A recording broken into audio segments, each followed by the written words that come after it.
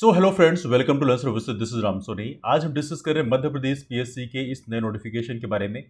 यहाँ पर दो एग्जाम्स के बारे में इंफॉर्मेशन दी गई है। एक तो है आपका इंजीनियरिंग सर्विसेज एग्जाम के बारे में, जो हमारा स्टेट इंजीनियरिंग सर्विस का एग्जाम है, इसके बारे में एक इन्फॉर्मेशन दी गई है।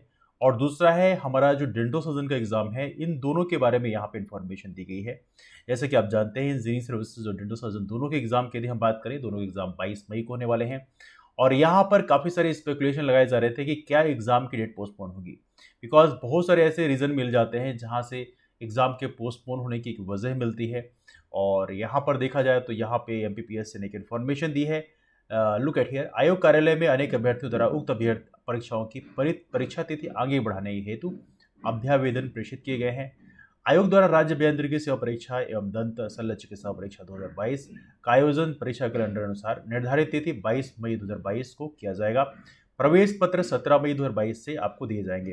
हालांकि जो रोल नंबर की बात करें या एग्ज़ाम कहाँ पर होगा, कौन सी टीम होगा, इसकी इन्फॉर्मेशन ऑलरेडी आप लोगों को मैसेज दे दी गई है। लेकिन 17 मई 2022 के बाद में आप लोग अपना एडमिट कार्ड डाउनलोड कर पाएंगे, जिसमें आपको प्रॉपर तरीके से बताया जाएगा कि कहाँ पे आपका सेंटर होगा।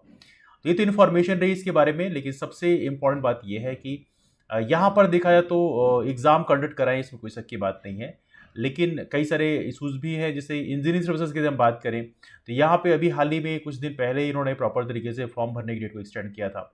और जो ईडब्ल्यूएस कैंडिडेट हैं, ऐसे ईडब्ल्यूएस कैंडिडेट जो कि 40 साल के ऊपर है, 40 साल और 45 साल के बीच के हैं, इनको फॉर्म भरने के लिए एलिजिबल किया था according to, because high court का भी हाल ही में जजमेंट आया था उसके हिसाब से। और ये चीज़ इन्होंने सिर्फ इंजीनियरिंग सर्विस में इंप्लीमेंट की और डेंटल सर्जन या बाकी सिविल सर्विस के एग्जाम में इंप्लीमेंट नहीं किया। तो कहीं ना कहीं ये भी काफ़ी अजीबोगरीब एमपीपीएससी का परफॉर्मेंस दिखाता है। दूसरी बात यहाँ पर एक चीज़ और है, आप अभी एग्ज़ाम का अभी आपने फॉर्म भरने की डेट को एक्सटेंड किया अभी तक, अभी कुछ दिन पहले, और उसके बाद आप 8-10 दिन में एग्ज़ाम कंडक्ट करा रहे हैं। तो जो लोग अभी फॉर्म जिन्होंने फिल किया होगा, उनका बेसिकली आप उनके बारे में बेसिकली आपने कुछ सोचा ही नहीं। तो कहीं ना कहीं कुछ कंसर्न्स हैं जहाँ पे एमपीपीएससी को ज़रूर सोचना चाहिए। हालांकि यहाँ पे मैं अजीबोगरीब पसोपेश कंडीशन है इस समय देखा जाए तो हमारी एमपीपीएससी के साथ, बिकॉज 2019 का जो एमपीपीएससी का एग्ज़ाम है वही पेंडिंग चल रहा है, अभी तक उसका फाइनल रिजल्ट नहीं आया है। 2020 का क्या कंडीशन है, इसका मेंस क्या है, 2021 का भी एग्ज़ाम होने वाला है, 2022 का तो कुछ अता पता ही नहीं है।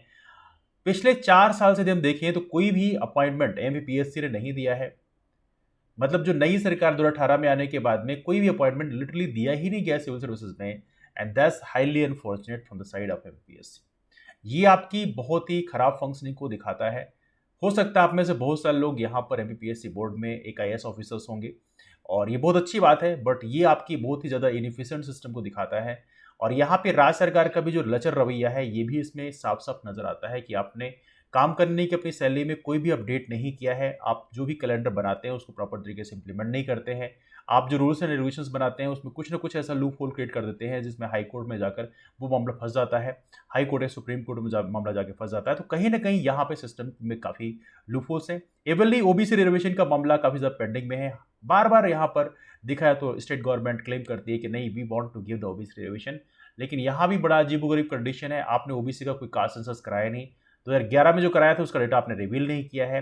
तो कुल मिला के ये है कि आप टाइम पास यहाँ पे कर रहे हैं, लोगों का भी टाइम पास कर रहे हैं, अपना भी टाइम पास कर रहे हैं। और कहीं ना कहीं इससे एमपीपीएससी जैसे ऑर्गेनाइजेशन जो एक कॉन्स्टेंट बॉडी होती है, उनकी क्रेडिबिलिटी में एक बड़ा क्वेश्चन मार्क लगता है। तो यहाँ पे इस चीज़ को इंश्योर करना चाहिए, बोले राज्य सरकार को भी इस चीज़ को इंश्योर करना चाहिए कि एमपीपीएससी की जो क्रेडिबिलिटी है, यदि आप उसको वाकई बढ़ाना चाहते हैं तो यहाँ पे उसको कुछ ना कुछ ऑटोनॉमी आपको देनी होगी। और साथ में ज़रूरी है कि यहाँ पर जो कैलेंडर बनाया जाए उस कैलेंडर को प्रॉपर तरीके से इंप्लीमेंट किया जाए। ऐसे लूप होल्स ना छोड़े जाएं जिससे मामला हाई कोर्ट या सुप्रीम कोर्ट में जाके फंस जाए। और जब हाई कोर्ट और सुप्रीम कोर्ट में मामला जाके फंस जाता है उसके बाद कॉम्प्लिकेशन और बड़े हो जाते हैं। और पिछले कई सालों से we are seeing that one. तो कहीं ना कहीं यहाँ पे एमपीपीएससी को इसमें स्टेप लेने की आवश्यकता है। They need to take the concrete step. I am sure कि आने वाले कल में स्टेप लिए जाएंगे। ये तो रहा हमारा एमपीपीएससी के बारे में। इसके अलावा हमारे जो फ्रेंड्स इंजीनियरिंग सर्विसेज और डेंटल सर्जन के एग्जाम देने वाले हैं 22 मई को, उनको all the best. I am sure आप ना बेहतर तरीके से अपना परफॉर्मेंस देंगे। आपके पास बहुत ही एक रॉयल अपॉर्चुनिटी है कि आप इसे परफॉर्म कर सकते हैं।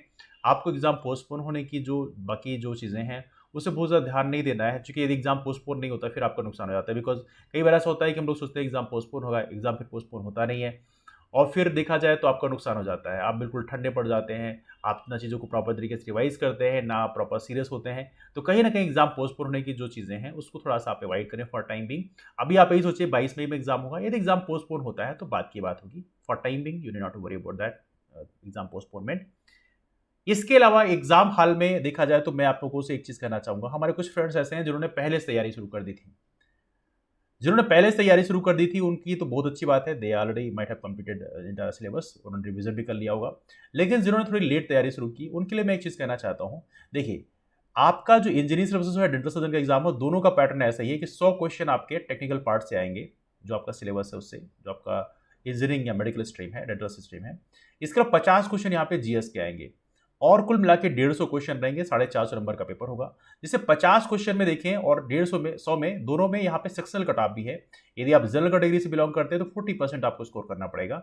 यदि आप अनरिजर्व कैटेगरी से बिलोंग करते हैं तो दोनों में आपको 30% स्कोर करना पड़ेगा। तो ये एज ऑफ नो कंडीशन है। चूंकि इस एग्जाम में प्रॉपर तरीके से नेगेटिव मार्किंग भी है, तो पॉसिबिलिटी कट ऑफ रफली अराउंड 50% के आसपास रहने की संभावना है। जनरली ऐसा ही होता है। अब बहुत ज़्यादा बढ़ जाए घट जाए एक अलग मामला है, पेपर बहुत ज़्यादा ईजी आ जाए तो कट ऑफ बढ़ सकता है, पेपर बहुत ज़्यादा डिफिकल्ट आ जाए तो कट ऑफ हो सकता है 50% से 45 या 40% भी हो सकता है, बिकॉज यूपीएससी सिविल सर्विसेज में कट ऑफ कई बार बहुत नीचे चला आता है, जिससे रिसेंट एग्जाम में हमने देखा। तो देयर में भी द पॉसिबिलिटीज हम लोग डिनाई नहीं कर सकते। तो यहाँ पे इस चीज़ को हमें ध्यान रखना है कि हमें यदि 50% के आसपास स्कोर करना है और आपका सिलेबस प्रॉपर तरीके से कंप्लीट नहीं हुआ है, तो देखिए आपको ध्यान रखना है कि सिलेबस को सरसरी निगाह से आप देख लें, जो इसके मेन मेन पॉइंट्स हैं जो सिलेबस में मेंशन हैं। और दूसरी बात यह है कि चूंकि रफली अराउंड 30% क्वेश्चन ईजी लेवल के आते हैं, तो आपसे 30% क्वेश्चन बन जाएंगे, लेकिन तभी बनेंगे जब आपने पूरा सिलेबस एक बार चेकआउट कर लिया है। बहुत अच्छे से भले ना देखा हो, लेकिन सरसरी निगाह से यदि आपने देख लिया तो बन जाएगा। इसके बाद 50% क्वेश्चन मॉडरेट लेवल आते हैं, तो इस 50% में यदि आप 20% क्वेश्चन भी निकाल ले जाते हैं तो यहाँ पे आपका सिलेक्शन हो जाएगा। तो 20% कैसे करना है, आपको अपने सिलेबस में तकरीबन 15 से 20 टॉपिक को आइडेंटिफाई कर लेना है। 15 से 20 टॉपिक ऐसे जो फ्रिक्वेंटली जहां से क्वेश्चन पूछे आते हैं। जैसे मान लीजिए यदि आप जीएस पार्ट की बात करें तो आप यहाँ से डिस्कस कर सकते हैं प्रॉपर तरीके से। ऐसे मान लीजिए मध्य प्रदेश का कल्चर है, तो कल्चर पोर्शन में जो हमारे लोक नृत्य, लोक गायन है, ये चीज़ें हैं। या डायनास्टीज में देखा जाए तो जैसे कुछ मेन डायनास्टीज हैं, या फ्रीडम स्ट्रगल में कुछ महत्वपूर्ण इवेंट्स हैं, जैसे चरण पादुका हत्याकांड हो गया, झंडा सत्याग्रह हो गया, या आपका जंगल सत्याग्रह हो गया। ऐसे कुछ महत्वपूर्ण इवेंट हैं जिनको आप थोड़ी सी याद रखें। तो ऐसे कुछ महत्वपूर्ण एरियाज हैं जहां पे तकरीबन 15 से 20 एरिया को आइडेंटिफाई कर लीजिए, जहां से आपको टॉपिक तैयार करने हैं ना। या मध्य देश का इकोनॉमिक सर्वे एक बार अच्छे से आप देख लें।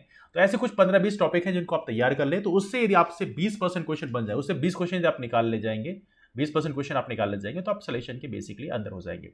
ये चीज जीएस पार्ट के लिए इंप्लीमेंटेड है, ये चीज आपके टेक्निकल पार्ट के लिए भी इंप्लीमेंटेड है। यदि आप इतना कर सकें तो आपके सिलेक्शन की पॉसिबिलिटी काफी बढ़ जाती है। तो बहुत ज़्यादा डिफिकल्ट टॉपिक, डिफिकल्ट एरियाज में आपको रोल नहीं करना है, डिफिकल्ट एरियाज को आपको छोड़ देना है फॉर टाइम बिंग। क्योंकि डिफिकल्ट एरियाज के साथ एक प्रॉब्लम होती है कि वहाँ पे जितना एफर्ट आप डालते हो, उस एफर्ट का जो आउटकम है वो उतना निकलता नहीं है ना। तो मॉडरेट जो एरियाज हैं, जहाँ पे ये कि थोड़ा टॉपिक में आपके थोड़ा सा कन्फर्मेशन रहेगा, तो वो टॉपिक आपसे बन जाएगा। जैसे चरण पादुका हत्याकांड कहाँ हुआ, ये आपके छतरपुर में हुआ, ये एक प्रकार से कह सकते हैं ईजी टॉपिक है। चरण पादुका हत्याकांड कब हुआ, 14 जनवरी 1931 में। ये मॉडरेट लेवल का है। इसमें यदि आपको 14 जनवरी 1931 की डेट याद रखनी है तो इसके लिए आपको टॉपिक प्रॉपर तरीके से याद होना चाहिए, है ना। इसके अलावा डिफिकल्ट क्या हो सकता है, चरण पादुका हत्याकांड में कितने लोगों की डेथ हुई या कौन कौन से लोगों की डेथ हुई, तो ये चीजें डिफिकल्ट है, तो ऐसे डिफिकल्ट टॉपिक को छोड़ देना है ना। तो इस तरह से आपको यहाँ पे आइडेंटिफाई करना है इजी और मॉडरेट एरियाज को, जिसको आपको स्कोर करने में आसानी होगी। तो इन्हीं में आपको यदि आप परफॉर्म करते हैं तो आप फाइनली सिलेक्शन के उस पार हो जाएंगे। वक्त यहाँ पर ये नहीं है कि आप बेसिकली इरिटेट हुए हैं कि आपका परफॉर्मेंस, आपने पढ़ाई प्रॉपर तरीके से नहीं किया, ये सोचने का भी फिलहाल वक्त नहीं है। ये सोचने का वक्त भी नहीं है कि आप ये सोचिए कि ये चीज़ आपसे नहीं बन रही है, ये चीज़ नहीं बन रही है। फिलहाल ये सोचने की ज़रूरत है कि हमारे पास जो वक्त है उसको हम कैसे बेस्ट तरीके से यूटिलाइज कर सकते हैं। तो इस चीज़ को यदि आप एनालिसिस करेंगे, आई am sure you will get the point. बाकी जो भी आपकी क्वेरीज, डाउट्स हैं, वो आप नीचे कमेंट करके पूछ सकते हैं। हमारे जो नए फ्रेंड्स हैं वो रामसोनी एमबीपीएससी नाम का टेलीग्राम ग्रुप ज्वाइन कर सकते हैं, बिकॉज एमबीपीएससी के लिए हमारा प्लेटफॉर्म एक डेडिकेटेड प्लेटफॉर्म है। इसके अलावा शाम की 6 बजे की जो क्लास होती है आप उसे ज्वाइन कर सकते हैं। एमसीक्यू प्रैक्टिस की क्लास आप लोगों के लिए स्टार्ट किया है सीटी की, शाम को 7 बजे की फुल लेंथ टेस्ट स्टार्ट किया है। आप इन दोनों क्लास का बेनिफिट भी ले सकते हैं। आई am sure it will be beneficial for you. तो काफ़ी लंबा डिस्कशन खिंच गया, डिस्कशन को बेस वाइंड अप करते हैं, मुलाकात करते हैं आपस फिर।